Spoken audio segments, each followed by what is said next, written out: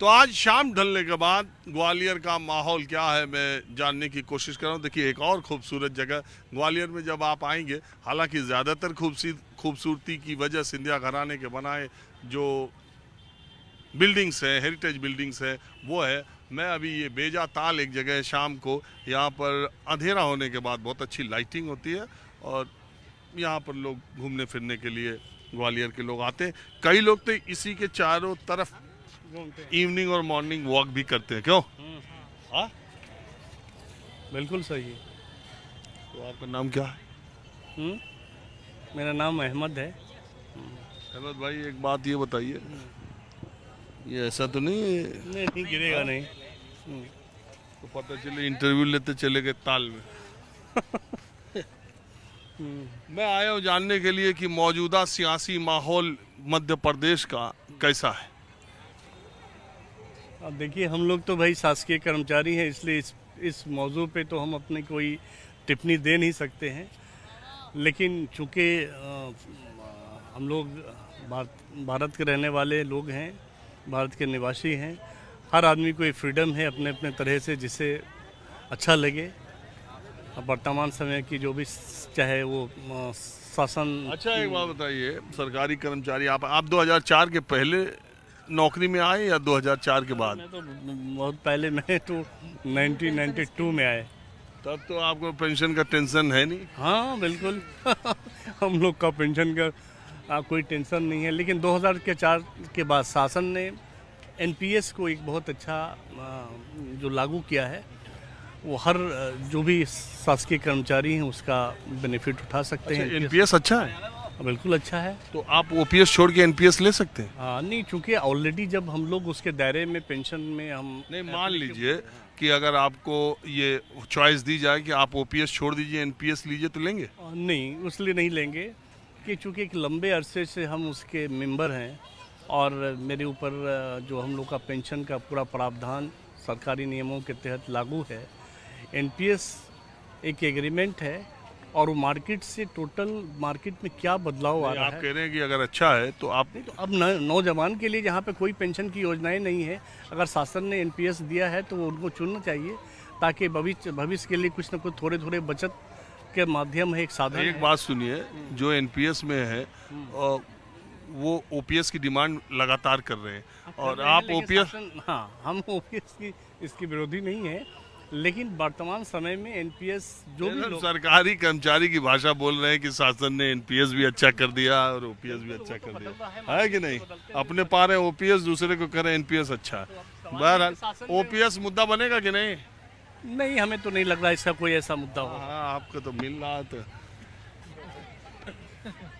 क्या करते हो तुम यार? हम नौकरी करते हैं, नर्सिंग स्टाफ है अस्पताल में? हाँ जी। तो अस्पताल में तो ड्यूटी के समय मरीज बुलाते रहते, तुम लोग दाएं बाएं इधर उधर चलते रहते? ड्यूटी खत्म हो गई? नहीं, जब रहते हो ड्यूटी में? नहीं, हमारी ड्यूटी ऐसी रहती है कि पेशेंट को हमको तुरंत उसको वो करना पड़ता है, हैंडल करना पड़ता है, क्योंकि मेरी जो ड्यूटी रहती है इमरजेंसी डिपार्टमेंट में रहती है। तो वहाँ तो सजग रहना। वो क्रिटिकल पेशेंट आता है, उसको तुरंत एडमिट करके और तुरंत उसको मेडिसिन देके उसके। छोड़ो यार, ये बताओ कि ये चुनाव का मध्य प्रदेश में होने वाला क्या माहौल दिखाई दे रहा है? माहौल तो कांग्रेस के समर्थन में है, क्योंकि शिवराज सिंह चौहान को कोई पसंद नहीं कर रहे हैं। इतनी योजना ला रहे हैं और इतने योजनाएं किसके लिए लेके आ रहे हैं? बहनों के लिए, बेटियों के लिए, औरतों के लिए। जबकि घर का मुखिया कौन होता है? आदमी होता है ना। पूरा भार तो उसके कंधों पे होता है। आप किसी लेडीज़ को, औरत को 2000 रुपये का जुमला दे दिया आपने 1 महीने के लिए, कब तक? जब तक आपके चुनाव हो रहे हैं, जब तक ना। चुनाव के बाद में सब चीज़ें बंद। जो आप लाइट पे सब्सिडी दे रहे हो वो भी कम कर देंगे। इससे अच्छा तो ये है कि जो बेरोजगार हो रहे हैं युवा, सबसे ज़्यादा आबादी हो रही है लड़कों की, पॉपुलेशन बहुत बढ़ गई है। अभी जैसे हम लोग हैं, सबसे ज़्यादा हेल्थ डिपार्टमेंट में कमी है स्टाफ की। क्यों नहीं ले रहे हमको? 12 साल का एक्सपीरियंस है, हर काम हम कर लेते हैं। फिर वैकेंसी आती है, उसमें घोटाला हो जाता है। वैकेंसी बंद कर दी। मध्य प्रदेश में लड़कों की वैकेंसी नहीं है। अब बताइए हम लोग क्या करें? उसके बाद में जो दूसरे, अगर हम कुछ रोजगार भी करना चाहें तो क्या रोजगार करें? आप अभी इधर घूमा है आपने, जितने ठेले वगैरह लगे हुए हैं, इनका कोई भरोसा नहीं है। एक ठेले वाला अपना घर परिवार चला रहा है, कल का उसको ये पता नहीं है कल मेरी दुकान रहेगी या नहीं रहेगी, क्या होगा? एक जब तक रोजगार नहीं होगा, जब आप देख सकते हैं कितने सारे तो युवा हैं। मध्य प्रदेश में अगर कांग्रेस की सरकार इतनी अच्छी ही थी तो 1.5 साल बाद ही गिर क्यों गई? अब वो तो ऐसा है ना कि अगर अपन 3 लोगों के अंडर में अगर कोई भी चीज़ है, 2 लोग अगर उससे हाथ खड़े करते हैं तो एक अकेला इंसान क्या करेगा, ये चीज़ है ना। और सिंधिया साहब का क्या मामला? सिंधिया साहब का मामला ये है, इनको अगर मुख्यमंत्री की पोस्ट दे दी जाए तो फिर से बीजेपी आ जाएगी। शिवराज सिंह चौहान के बस की बात नहीं है, क्योंकि जब तक आप यहाँ पे फैक्ट्रियाँ नहीं लाओगे, कांच मिल के पास में फैक्ट्री थी, आपने सुना होगा। अच्छा, आप चाहते हो कि ज्योतिरादित्य सिंधिया को मुख्यमंत्री पद? बिल्कुल, बिल्कुल। कांग्रेस ने तो किया नहीं, बीजेपी करेगी? कांग्रेस तो करेगी भी नहीं कभी, कांग्रेस कभी करेगी भी नहीं ना, क्योंकि उनको अपना परिवार देखना है। अगर बीजेपी में हो जाए तो हो जाए। तब क्या करे, कांग्रेस आएगी? कांग्रेस आ जाएगी तो अच्छा है ना, कम से कम वो तो जिन चीज़ों के ऊपर घेर रहे हैं बीजेपी को, तो उन चीज़ों को तो वो करेगी ना, रोजगार के लिए कुछ करेगी। बिल्कुल करेगी, क्यों नहीं करेगी। आपके हिसाब से 2023 में कुछ दिखाई दे रहा है? बिल्कुल, ग्वालियर में तो कांग्रेस की सरकार ही आएगी, एमपी में। मैं तो इसीलिए आया कि युवा यहाँ पर है हर तरफ। बताओ भाई, नए उम्र के लोग हो तुम लोग, कितनी बार वोट डाले हो? अभी फर्स्ट टाइम रहेगा मेरा, अभी 21 एज हुआ है तो इस बार फर्स्ट टाइम रहेगा। पढ़ रहे हो अभी? हाँ, जॉब और स्टडी दोनों साथ में। एक साथ? हाँ, प्राइवेट जॉब? गवर्नमेंट है। अरे पा गया? हाँ है। कब निकला था? ये 1.5 साल पहले। अच्छा, तो तुम कौन सा एग्जाम क्वालिफाई किए? ये मेरे पोस्ट ऑफिस में है अभी जॉब मेरा। ये तो सेंट्रल गवर्नमेंट का। हाँ, और स्टडी भी चल रहा है अभी। तो दोनों काम साथ कर रहे हो, तो कुछ और बनना है क्या? हाँ, थोड़ा और ऊंचा। क्या? हाँ, थोड़ा जो सोचा है जो। अच्छा, सरकार के बारे में कुछ बोलोगे कि सरकारी हाँ, काम बिल्कुल। क्या है यहाँ मध्य प्रदेश के नौजवानों के लिए? सरकार कैसी है? देखो, सरकार तो ना बीजेपी सही है ना कांग्रेस सही है, वो तो अपना ये है कि अपने अपने हिसाब से देखती है। जैसे कि अभी चुनाव आए हैं तो बढ़िया, ग्वालियर भी चमक गया है, 2 बार उपचुनाव हुए थे तब भी चमक गया था और इस बार चमक रहा है। और ना कांग्रेस भी युवा को साथ नहीं देगी ना वो देती है, बस ये है कि रेवड़ियाँ दे देती है। अभी लाडली योजना है, इसमें दे रही है बहनों को, राखियों के पैसे दे दिए 250 रुपये, और इधर सिलेंडर 1200-1300 रुपये हो रहा है। अब कह रहे हैं कि 200 रुपये सिलेंडर भी सस्ता कर देंगे क्योंकि चुनाव का टाइम है इसलिए। कर दिया ना, कर वो दिया, तो वो रक्षाबंधन पे ही कर धीरे-धीरे दिया। ऐसे क्यों नहीं किया?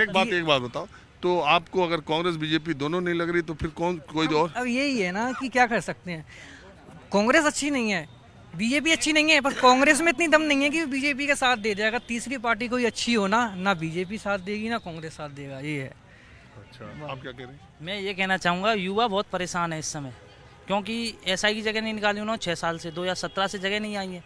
जो उम्र थी युवाओं की 25-28 साल तक, मतलब 26 साल थे जो। यार एक बात बताओ, बेरोजगारी और एग्जाम, मैं तो हमेशा कहता हूँ देश का सबसे बड़ा मुद्दा होना चाहिए ये एग्जाम। यहाँ पे व्यापक घोटाला हुआ ही तो, और तमाम राज्यों में एग्जाम जो होते हैं नौकरियों के, वो भी पारदर्शी तरीके, ट्रांसपेरेंट तरीके से नहीं होते। पेपर आउट हो जाते, कभी लीक हो जाता, कभी कुछ हो जाता।